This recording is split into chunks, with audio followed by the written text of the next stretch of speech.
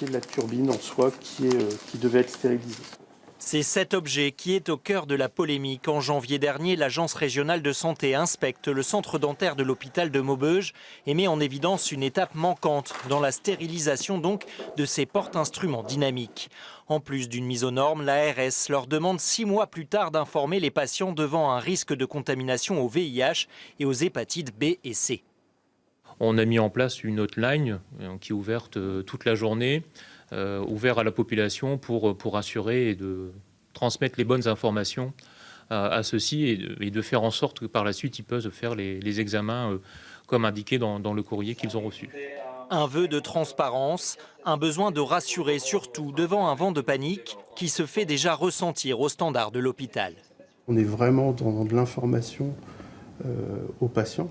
Parce que si le risque était vraiment certain ou grave, le service aurait été fermé. Là, en l'occurrence, il n'a pas été fermé. Ils nous ont juste demandé d'ajuster nos pratiques.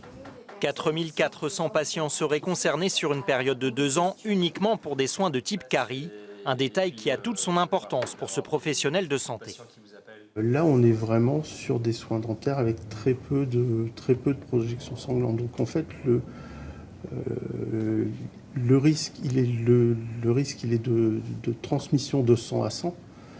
Et encore une fois, tout est nettoyé et désinfecté. Donc le risque, il est extrêmement faible. Un risque évalué à 0,003% selon les infectiologues.